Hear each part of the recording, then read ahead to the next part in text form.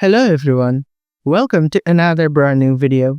And in this video, I will show you how to use lens correction in Adobe Lightroom.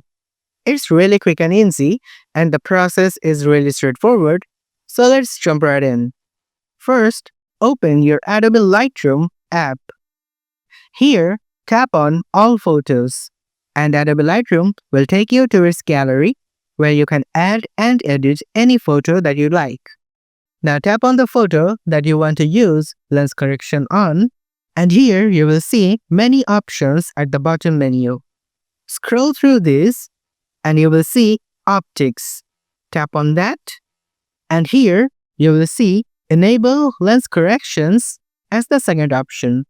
Simply toggle it on and the lens correction will be turned on, and you can also manually adjust the lens correction however you like. If you found this video helpful, please give it a thumbs up.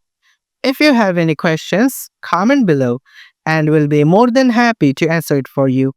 And if you want to see us more on your For You page, subscribe to our channel.